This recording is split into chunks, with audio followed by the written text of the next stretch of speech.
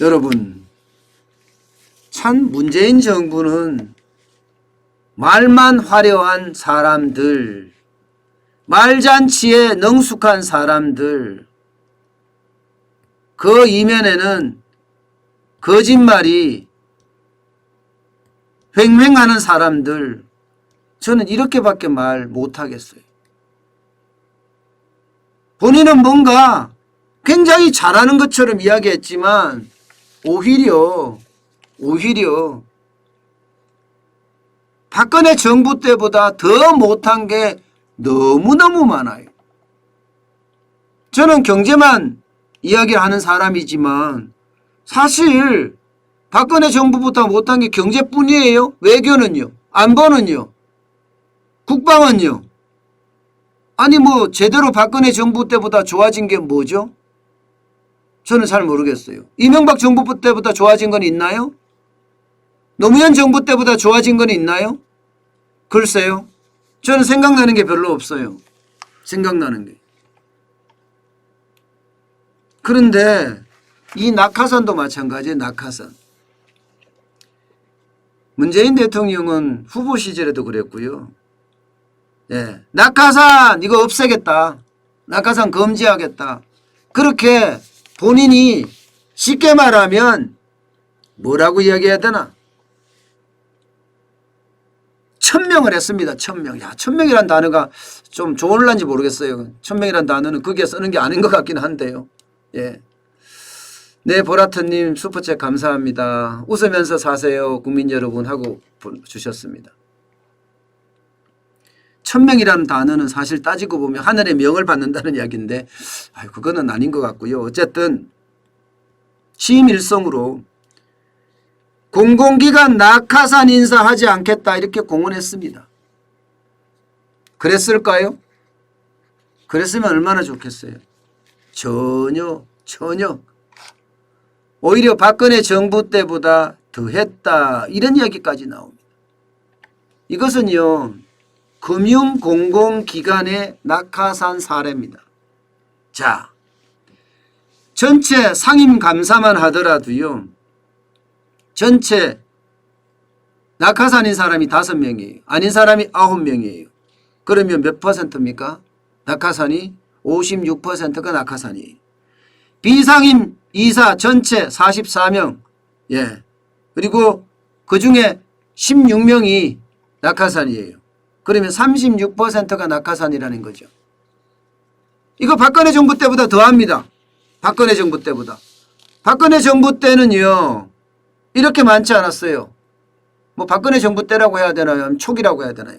9명 중에 4명이었고요. 9명 중에 4명. 그 다음에 44명 중에 13명이었습니다. 그때보다는 적었죠. 오히려 더 늘었어요. 문재인 정부는 취임 일성으로 공공기관의 낙하산 인사 없애겠다 이렇게까지 이야기를 했습니다. 그런데 그렇게 한 게 아무것도 없다는 거예요. 말뿐이라는 거예요. 국민을 속였다는 겁니다. 이게 저는 화려한 말잔치 뒤에 나는 낙하산 안 하겠다. 나는 깨끗한 대통령 하겠다. 하는 이야기를 한 것 같은데 웬걸이요? 낙하산 천지가 되게 만들었어요. 낙하산 천지가 되게. 여러분 참 누구라고 말할 수는 없지만 이 금융 공공기관이잖아요.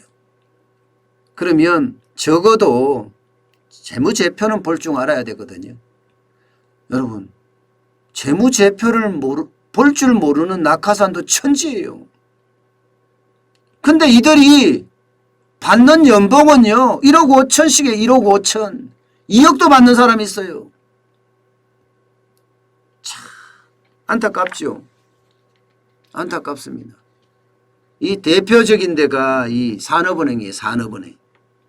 산업은행은 일단 낙하산이 굉장히 많아요. 비상임 이사만 하더라도 5명 중에 3명이 낙하산이세요. 5명 중에 3명. 60%입니다. 대표적인 인물이 맨 위에 있는 육동환이라는 강원연구원 원장이에요. 이분은 21대 총선에서 낙선했죠. 낙선하면서 이 감사로 갔습니다. 감사로. 예. 신용보증기금도 마찬가지고, 예, 주택금융공사. 여기도 보면 이용한 새정치민주연합 부산시 4구청장 예비후보, 조민주 민주당 공직후보자 추천 재심의위원회 위원, 신용보전기금에도 마찬가지입니다. 한성희 참여정부 시절 산업통상비서관, 서종식 민주당 전남 광양시장 후보, 박미혜 민변 경남지부장, 여기가 전부 다 신용보전기금에 쉽게 말하면 상임이사, 비상임이사로 간 거예요. 예금보험공사도 마찬가지입니다. 선정문 민주당 법률자문특별위원회 부위원장, 지만수 대통령 직속정책기획위원, 류후규 포용적 금융 발전 포럼 대표, 자산관리공사도 마찬가지죠. 박영미 더불어민주당 중구 영도구 지역위원장, 박상현 민주당 부산시장 5.6도 연구소 상임부소장, 이건 자산관리공사로 간 거예요. 저는 모르겠어요. 본인이 공언하고 또 그 공언한 말대로 하지 않고 은행이 불일치하고 화려한 말이 앞서고 안타깝습니다. 여러분, 지난해 3월에 공공기관 감사의 자격 요건을 명시한 법률이 통과가 됐습니다. 그 법률에 보면요, 진짜 웃기지도 않아요. 임원 요건에 정당과 시민단체 출신을 우대하는 규정을 끼워 넣었습니다. 이게 국회의 실상입니다. 이게 여러분들 공영 여당의 실상이라니까요. 이렇게 되면 여러분 제대로 감사가 되겠습니까? 제대로 예산을 볼 수 있겠습니까? 제대로 회계를 감시할 수 있겠습니까? 저는 이렇게까지 간다는 자체가 안타깝다는 거예요. 재무제표를 제대로 읽지도 못하는, 해석하지도 못하는, 쉽게 말하면 기본적인 능력조차 없는 사람들을 정책 집행자로 임명한다는 자체가 웃기지 않나요? 이것은요, 자칫 잘못하면 공기업의 문제를 넘어서서 경제 전체의 위험을 키울 수도 있습니다. 본인이 이야기했으면 본인이 정하고 본인이 지켜야 됐을 그 약속을 지키지 않는다는 게 더 안타깝습니다.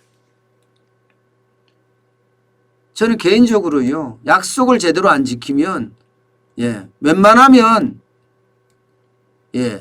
이 인연을 오래 가지 않습니다. 약속은 굉장히 중요한 덕목 중에 하나거든요. 약속은 어쩌면 신뢰의 기본입니다. 그런데 그 신뢰의 기본을 이렇게 깨부신다는 게 참 안타까워요. 안타까워요. 대통령이 임명하는 공공기관, 공기업이 한 220개? 230개? 뭐 이 정도 된다고 해요.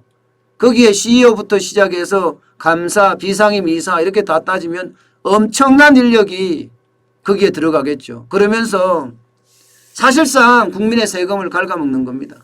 그러면서 비효율은 더 많이 양상이 되고, 저는 그런 게 안타까워요. 그런 게.